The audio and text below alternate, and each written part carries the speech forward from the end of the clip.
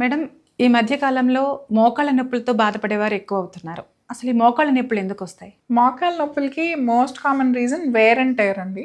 అంటే మన జాయింట్ యూసేజ్ని బట్టి వేర్ అండ్ టైర్, మన బాడీ వెయిట్ మ్యాక్సిమం తీసుకునేది మన నీజే. సో మనం రొటీన్గా ఎక్కువ వాడుతూ ఉంటాం కాబట్టి ఏదైనా కానివ్వండి, ఏ వస్తువైనా ఎక్కువ వాడుతున్నప్పుడు వేర్ అండ్ టైర్ ఎక్కువ అవుతుంది కాబట్టి ఆర్థరైటిస్ వచ్చే ఛాన్సెస్ నీలో ఎక్కువ ఉంటాయి.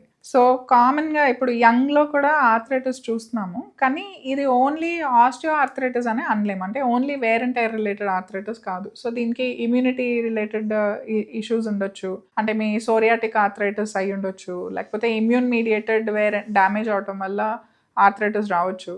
సో అవి ప్రాపర్గా అనలైజ్ చేసుకోవాలి మనం. అంటే ఒక 35-40 ఇయర్ ఓల్డ్లో మనకి మోకాళ్ళ నొప్పులు వచ్చినాయి, నీ జాయింట్ అరిగిపోయినట్టుగా అనిపిస్తుంది అంటే కనుక దాన్ని క్యాజువల్గా ఆస్టియో ఆర్థరైటిస్ అని రూల్ అవుట్ చేయకుండా వేరే కారణాలు ఏముండవచ్చు అని జాగ్రత్తగా అసెస్ చేసుకోవాలి మనం. ఎందుకంటే అలాంటి ఆటో ఇమ్యూన్ కండిషన్స్ ఉన్న వాళ్ళలో కిడ్నీస్ మీద ఎఫెక్ట్ రావటం, వేరే ఆర్గన్స్ ఇన్వాల్వ్ అయ్యే ఛాన్సెస్ ఉంటాయి. సో మనం అర్లీగా డయాగ్నోస్ చేస్తే, ప్రాపర్గా ట్రీట్ చేస్తే అది ప్రోగ్రెస్ కాకుండా ప్రివెంట్ చేయొచ్చు. అదర్ ఆర్గన్ ఇంజరీస్ కూడా ప్రివెంట్ చేయొచ్చు.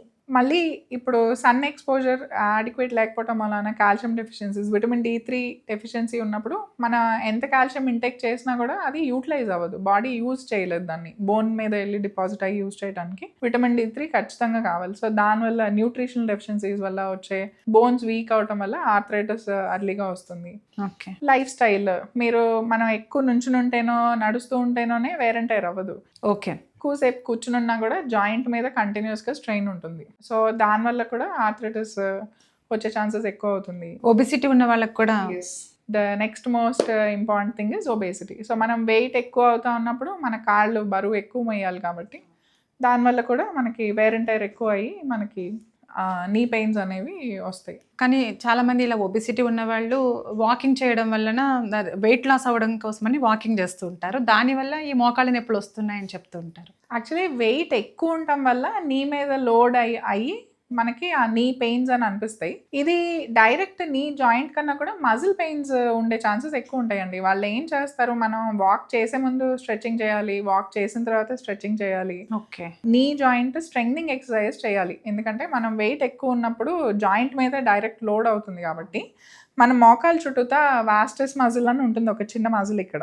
అది స్ట్రాంగ్ ఉండటం చాలా ఇంపార్టెంట్. థై మజిల్స్, ఫ్రంట్లో ఉండే క్వాడ్రిసెప్స్ కానివ్వండి, వెనకాల ఉండే హ్యామ్స్ట్రింగ్స్ కానివ్వండి, ఇవన్నీ స్ట్రెంగ్థెన్ చేయడానికి ఎక్సర్సైజెస్ ఉంటాయి. ఓకే. ఆ ఎక్సర్సైజెస్ చేసి అప్పుడు వాకింగ్ చేస్తే డైరెక్ట్గా నీ మీదకి లోడ్ రాదు. సో వెయిట్ ఎక్కువ ఉన్నా కూడా వాళ్ళు కంఫర్టబుల్గా 6000 స్టెప్స్ అలా వాక్ చేయగలుగుతారు. సో ఈ ప్రికాషన్స్ పాటించడం చాలా అవసరం. సో మజిల్ స్ట్రెంగ్నింగ్ అనేది ఫస్ట్ ఫోకస్ చేయాలి. ఇప్పుడు ఎవరైతే ఒబిసిటీ పేషెంట్స్ ఉన్నారో ఇలా వాకింగ్ చేయాలనుకున్నప్పుడు ఒక డాక్టర్ని సంప్రదించి వాళ్ళు చెప్పినట్టు చేస్తే ఈ మోకాళ్ళ నొప్పుల నుంచి తప్పించుకోవచ్చు అంటారు.